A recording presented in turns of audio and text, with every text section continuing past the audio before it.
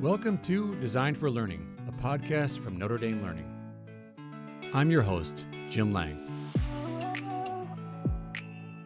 For decades now, the call to college teachers has been to incorporate more active learning into the classroom instead of relying primarily on lectures. Active learning might take the form of discussions, small group brainstorming, think, pair, shares, and more. Strategies like those fit well into smaller courses. We can keep a handle on the chaos that sometimes can erupt when lots of voices are sounding in the room. One challenge for active learning proponents has always been the large class.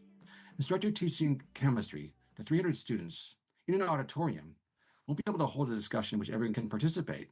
So in large classes with lots of students to educate and manage, how do we encourage more participation in community, which are two key goals of active learning? Today I'm excited to talk with a professor who's not only found a way, but who also has written a guide that will help other teachers navigate the logistics of bringing more active learning into classes of any size. Dr. Rachel Branco is a neuroscientist and associate teaching professor at the University of Notre Dame, where she teaches courses related to neuroscience and biochemistry. Rachel is passionate about researching and implementing practical classroom strategies that improve how students learn about and experience science. Welcome to Design for Learning, Rachel. Great. Thank you so much for having me. I'm happy to be here. All right, let's start by setting the scene. Tell me about the course you teach, the number of students, the setup of the room, and the primary challenges that you face as someone who teaches like a large STEM course. Yeah, so I teach a mix of classes, some smaller, like 30-person upper level elective classes, but a lot of what are called service level classes, where this is in the range of 100 to 200, sometimes getting up to 300-person classes in a large lecture hall. That are quite content heavy classes. There's a high expectation of how much content must be delivered to the students over the semester. And in my case, they're primarily about issues in science, so biochemistry and neuroscience. And so, teaching these big classes, the first time you did this, what were the main challenges that you faced as a teacher of a large class? Yeah, well, the main challenges are like anyone creating a new class or getting involved in a new class. The instructor has to get comfortable with material and come to terms with how they're going to deliver that material. But fundamentally, I really struggled with how to invite the students into the process of learning in a large class. In smaller classes, I felt much more able and nimble to speak to students' interests, to get to know them individually, to invite them into thinking about difficult questions. And I found that I had to be much more purposeful in how I produce those similar effects in my large enrollment classes. You had to find some new strategy to create those kinds of effects that you wanted as a teacher and for your students. So tell me about your strategy that you've sort of discovered or that you've hit upon to help students talk to each other, learn from each other around the process of taking their exams, Yeah. which it's a sort of surprising way to do this. So how did you discover this process and what does it look like in your classroom? Yes, I'm a big proponent of what are called two-stage exams. They're sometimes called collaborative exams or quasi-group exams. And I wish I could tell you that I discovered it or that I've had some huge breakthrough around these two-stage exams, but I'll be honest, I was just looking for a solution to some of my issues about active learning and involvement in the classroom, and I stumbled upon it. I was at a get together, just a casual get together in a friend's backyard in Atlanta, where it was just people interested in teaching and science teaching. And I overheard over the fire pit someone talking about this concept of two-stage exams. She wasn't even talking to me. I just listened in and I was like, oh, that's interesting. And then later, when I started teaching here at Notre Dame, in my upper level elective classes, I started putting into practice this two-stage exam. So in general, what is a two-stage exam? It's an exam in which students come into an exam period and they take the exam once individually, just like a traditional exam. Then they submit their answers for the individual portion of their test. And then they take the exact same exam again a second time in a group. So with the benefit of that group collaboration, they are retaking the same exam. And then their total grade for that exam is a combination of their individual score and their group score, normally weighted around 80% to 20%. So I started to this, and I did this for a few semesters in my upper level electives. I loved it. The students were into it. The students really enjoyed it. I liked it. And I can talk about what it really added to it. But then I was like, I want to do this in my large science classes. I think this would really be a benefit to the students and offset some of the problems and challenges of incorporating active learning into the classroom to transform the assessment experience into a also having a learning component to it.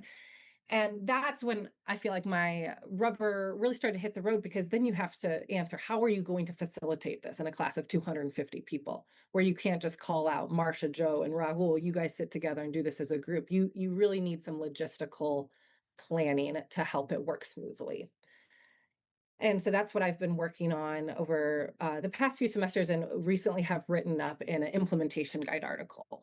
This technique was sort of born in a small class, but then you sort of transferred it into these larger classes. Well, I will say for me, I got comfort with the technique and really felt validated and excited about the possibilities of using two-stage exams in my smaller classes, and that gave me the confidence to try it in larger classes. That being said, the two-stage exam has been around since the 90s, so many other people have tried it.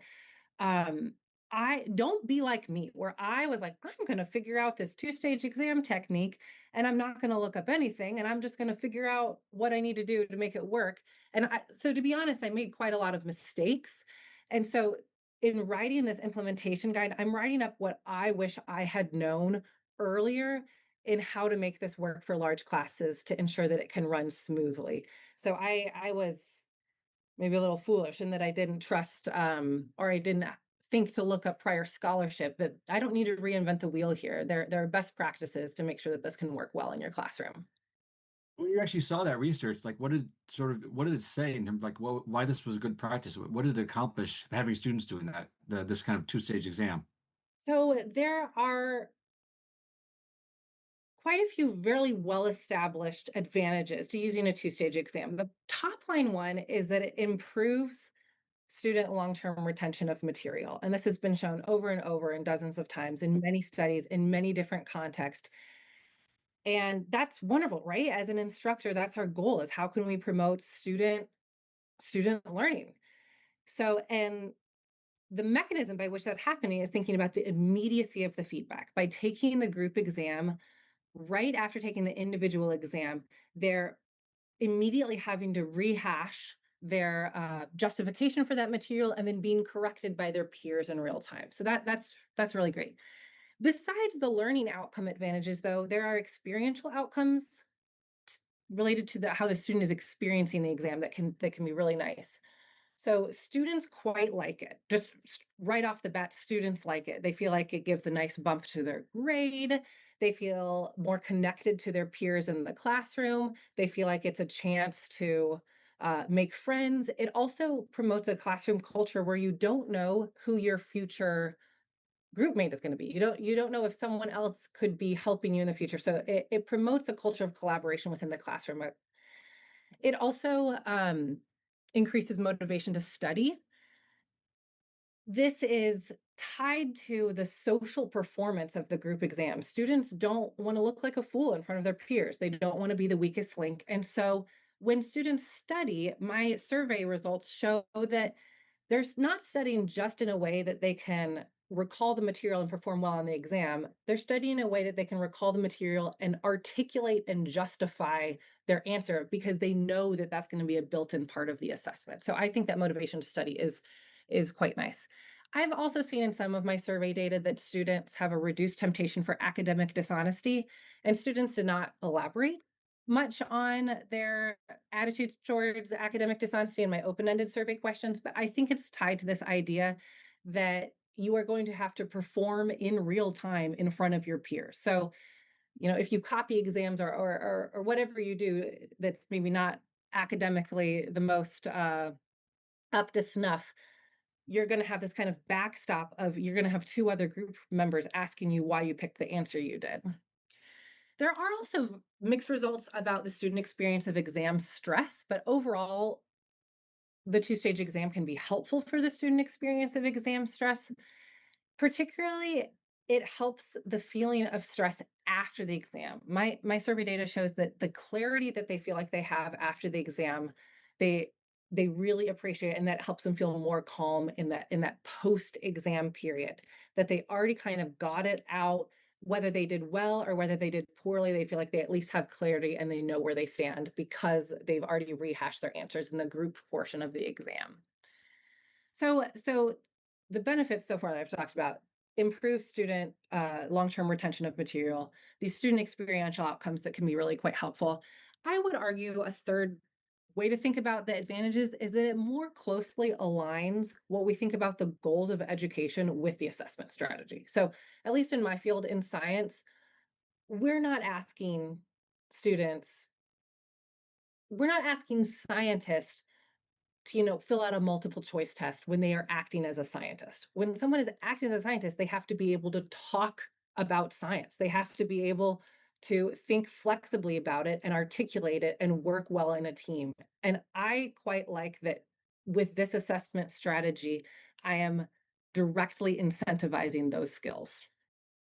That's awesome. And I think, what I'm hearing from you is that the sort of rundown of these benefits are coming from, first of all, the research. Secondly, your sort of anecdotal like classroom experience. And then finally, the survey that you've done. So you have all these ways that are kind of supporting this idea of these exams. Yes, yes, and, my survey corroborates the past research showing the improved long-term retention of material. That's wonderful, and a lot of the research, particularly about that learning outcome, shows that it can be particularly beneficial for, students that are overall poorly performing or that are coming from less represented groups. So I think it can particularly bolster students that might be weaker for whatever reason. And then it also, understanding the student experience of the exam helps inform how you actually implement it. So the way that I talk about it in class, the way that I talk about a growth mindset, the way that I justify why we're doing active learning practices during class is because and this is very important to the students. This is ultimately part of their assessment to be able to talk about it. And thus it makes sense that we're doing more active learning throughout the class as a whole. Yeah, that's great. So I promised the episode overview at the start was that we're going to talk about logistics. So I want to ask some logistical questions about this process, and ideally that people listening to the episode might have a stake in large classes. So let's walk through some of these things that might be hard for them to think about. Putting something like this in practice in a large class. Okay, so when I started thinking about how I was going to implement this two-stage exam, it's the logistics are the biggest burden about how you're going to make this work for your large group of students. And there are a few key things that I have implemented that I think are critical for success in doing a two-stage exam with a large class. One is getting a seating plan. I think students should know exactly where they're going to sit before they walk into the exam room. So if your exam room has assigned seats or has seat numbers, then I go into that exam room, I take note of all the seat numbers where I want the groups to be, and then I add that to my organizational spreadsheet, and I can assign each group to which seats correspond in that group. When I have an exam room that does not have seat numbers in it, I use like restaurant style card holders to make a little card that has that group number on it. And I also create a map of the room that shows where each of those group numbers are. So when a student walks into that classroom, they both see a map on the board saying where each group number is, and they see these style card holders showing the location of each of those groups. I also think to be successful, you have to have all of the exam materials printed and ready to go on the students' desks. So set it out ahead of time. I use 3 exam documents. So the question booklet with all of the questions, and this is where students write their notes and scribble things and circle what they think are the right answers, and then an answer sheet for the individual portion of the exam, and then an answer sheet for the group portion exam. So there are those 3 documents: the question booklet, individual answer sheet, group answer sheet. And all 3 of those are ready to go in their seat when they walk into the room.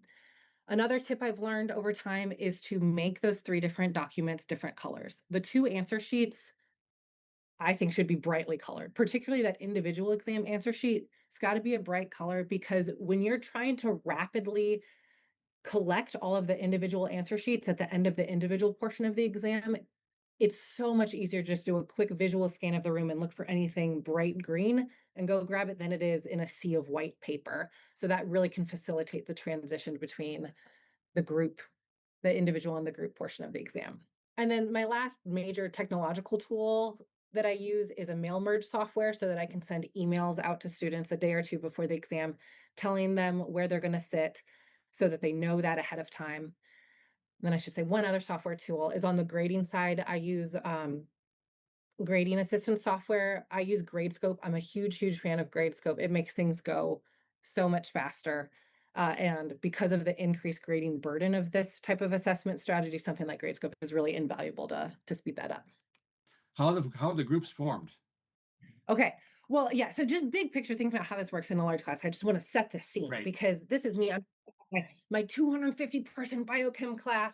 And students come in on exam day, they're stressed. You don't want them thinking, oh, where do I put my backpack? How many exams? Like, where do I sit? You want their exam experience to be as smooth as possible so that they can just focus on the task at hand, them demonstrating their biochemistry knowledge. And from an instruction standpoint, I'm like, how the heck am I going to do this? Right. I have this big old classroom. I got these bunch of students. I got some students doing makeup, some students doing accommodations.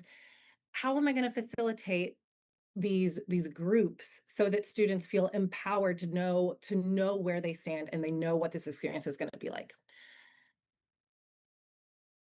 So how do I form the groups? I am a big fan of a random group. The research shows that random is the best way to mix up groups unless you're a class in which students have stable groups that are formed and used throughout the entire semester, which is almost never the case in a large class. So in a large class, in the absence of these kind of sustained semester-long group projects, I think random is the way to go. So this gives you a good mix of students. You want you want there to be a decent mix, and random gives you the best chance of getting that given that you don't have the information about student performance before the first exam. And truthfully, in a large class, even if you did have information about student performance before the first exam, that's just a whole bunch of rigmarole to try to annotate that and try to make optimal groups for everyone. So I think random gets at the advantages and is like so much easier. So what I do, I make a spreadsheet.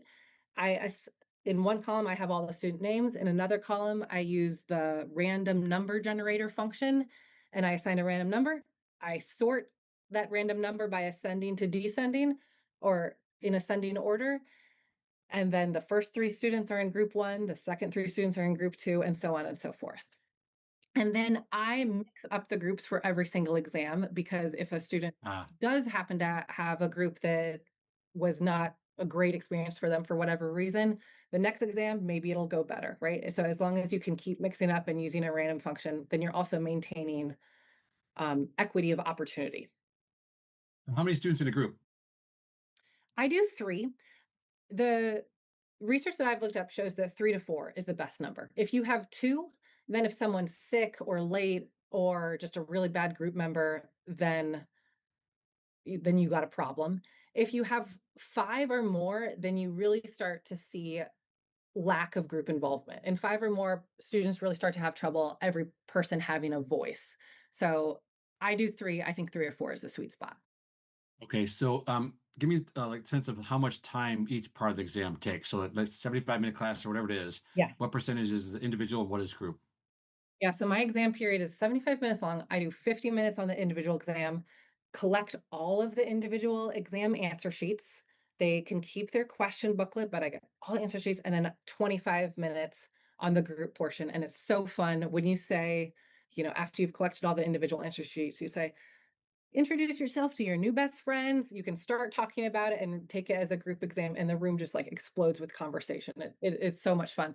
Um, I would not that ratio seems about right. I would not shorten the individual portion of the exam. I used to do 45 minutes on the individual, 30 on the group, and students didn't like that. I changed it to 50, 25. I might even go 55, 20 because students know that most of their grade is coming from the individual portion of the exam and they want the chance to really think about that part. I found that the group portion of the exam, it goes much faster. Students have already thought about every question, so it's just giving them an opportunity to hash it out with their group mates. One more question about logistics, which is how much does each part count for in terms of exam grade? Yeah, I do an 80%, 20% split. Within the literature, there's a mix. It probably ranges between 75% and 90% accounted for the individual performance, and then 25% to 10% on the group performance. And that can really be up to the instructor about because the group exam is always better than the class average of the group exam is always better than the individual. Yeah, of course, of course. So perhaps you might want to shift that depending on how much of a little grade bump do you actually want it to be. Truthfully, I don't think it matters much. I use an 80/20.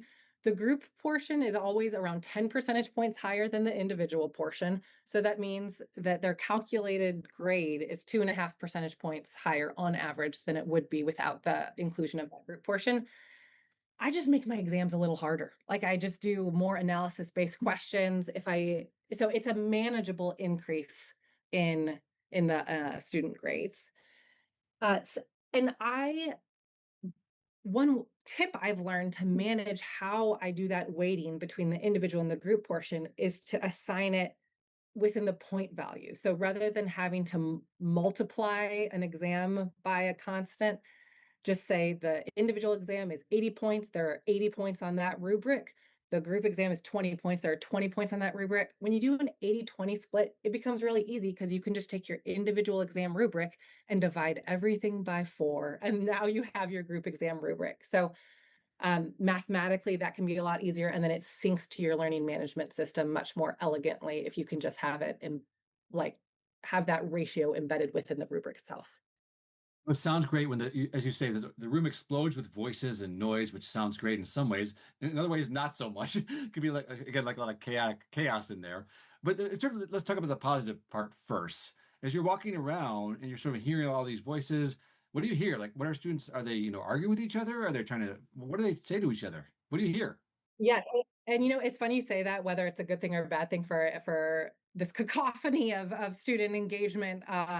It is kind of funny, especially when you're in a large lecture classroom. One of the early times I was doing this, the chair of my department happened to be walking outside of my classroom right when I introduced the group portion of the exam, and he came in, "What's going on in here, Rachel?" But I told him, "Oh, we're doing this two-stage exam." He's like, "You know what? That sounds amazing. That's great. I can't wait to hear how this goes." I'm like, "Oh, phew, okay, thank goodness." But yes, students are talking things out. I have they are often arguing. They're often talking about how they came to a conclusion about an answer. And one thing I've had to think about is how I can promote collaboration and helpful discussion as opposed to, argumentative discussion, maybe. And one thing I've started doing that I think really helps is I give each student their own answer sheet for the group portion of the exam. So functionally, each student is turning in two answer sheets, one for their individual performance and one for their group performance. I used to do just one group exam per group, and I didn't like that for two reasons. One reason is that if people truly disagreed within a group, then if they got that answer wrong, then that person is angry, right? One of the students comes away upset that they really were right and the rest of the group just didn't listen to them. And that goes away when everyone has their own group answer sheet because it's saying you're ultimately responsible for your own performance, but you get the benefit of talking about it with your group. The other reason I didn't like doing one answer sheet per group is because it does not sync elegantly with the learning management system. Um, I think there may be ways to assign one group score to a group, but then I just didn't want to deal with that. I was looking at spreadsheets. I was listening all this time trying to look at the student name and which group they're in. Learning management systems are meant to easily upload one student performance metric for one assignment. So I like keeping each student gets their own group answer sheet that they submit individually. Another thing I found about this group portion of the exam where everyone's talking is the type of questions that you ask matter. And there are certain types of questions that are better suited to this assessment strategy than others. So there are two questions that really don't do well, types of questions. One is open-ended questions that have multiple correct answers. So I used to ask questions like design an experiment to answer such and such. And then students would get into a group, and I'd have three students who had three great ideas for different experiments that were not similar to each other at all. And they really struggled with how to come up with a a unitary response or how to come to a consensus about how to answer that question. And from my perspective, I was like, just write down your own one. Write down what you put. It doesn't matter. But from the student perspective, they want to know what's the best answer. And so these really open-ended, you can take and run with it in multiple directions type questions, I found do not work super well.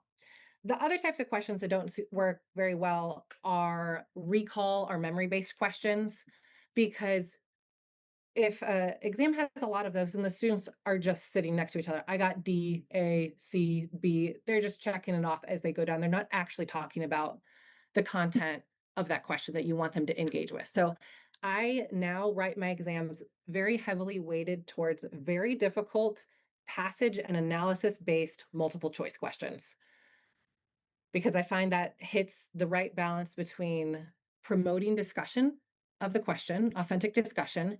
It gives them a clear goal that they can talk about within their group.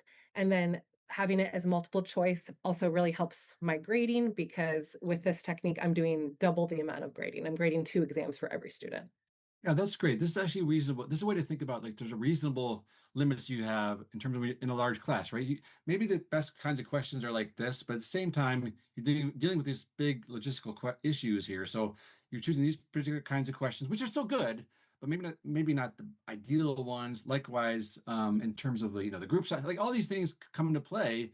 We have recognized the limits of this context, but still doing a great job with all these other benefits and that it's offering for learning and community and all that kind of stuff. So this is a really important thing to note that, it's not like an ideal thing, but no context is ideal. And especially a large class has all these challenges to it.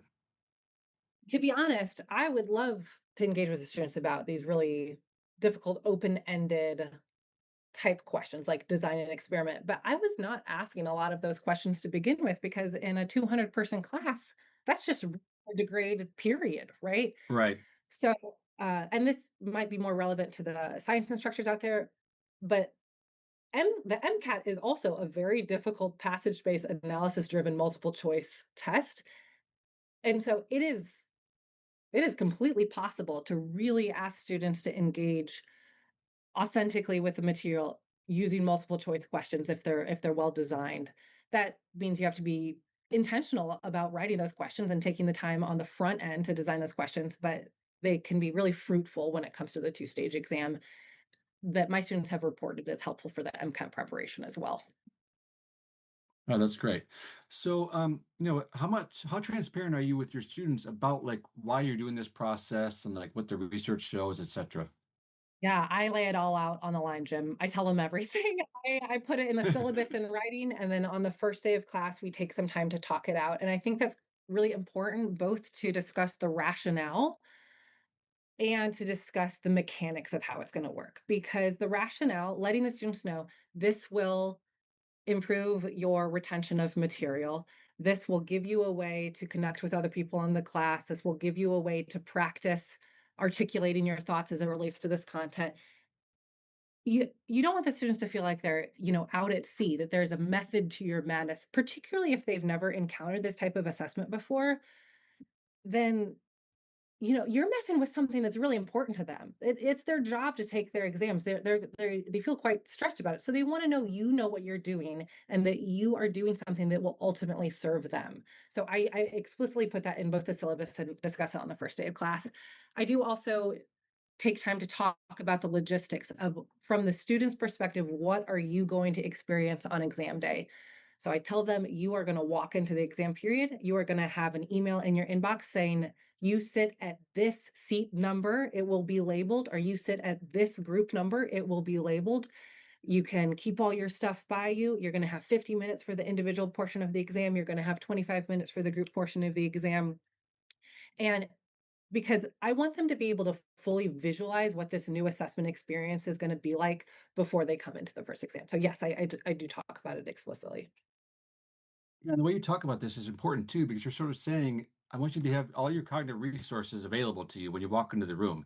You're not worrying about what's going to happen logistically, right? I mean, that's really important. I think it's also worthwhile. That's what we're trying to do here, help people think about how, what this could look like in their own classes, and helping people sort of envision that.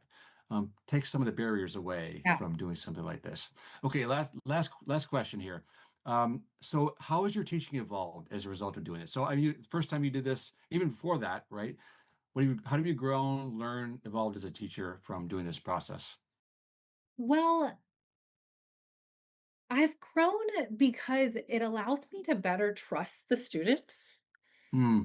in that when I was doing traditional exams, as I say, the sage on the stage, I was giving these lectures about this content heavy material. I would give these exams that I thought were just genius and ask beautiful questions, and then they would get half of them wrong, and then they'd come to my office hours and ask me why they were wrong. With the introduction of the two-stage exam, I am now outsourcing a lot of that feedback and explanatory power to other students, which is great. It literally reduces the number of students coming to my office, complaining about their exam. I should say, with a combative attitude about their exam. But to put that in a more positive light, it means in a 200-person class, I now have 200 little experts talking to each other about it and hashing it out together. I think it empowers the students to be a tool for their own learning within a group. And I'm obviously there as a resource and to guide that, but it doesn't always have to be me about that. That's guiding that process for every single student, which in a large class that makes a big difference, right? I remember thinking when I was doing traditional exams in my large classes, man, I wish every single student would come to my office hours to review this exam. That would be so helpful for them. I wish they would do it the week after the exam, and then they would really remember what they got wrong. Well, now I don't have to wish for that anymore. They have to do it, right? They're doing the group exam. So they are getting this wonderful benefit of that immediate feedback and that aha moment from each other, which I really love to see. That's awesome. This to me is the kind of thing I love. Like it's one technique, one change you've made, but has all these effects on the students' community, active learning, trusting the students. So that's very inspiring. Thank you so much for sharing all these details with us, and also like the reasoning behind it and the ideas of transparency. Great stuff. Thanks so much for talking with us today. Yeah, such a pleasure talking with you. Thank you. Designed for Learning is a production of Notre Dame Learning at the University of Notre Dame. For more, visit our website at learning.nd.edu.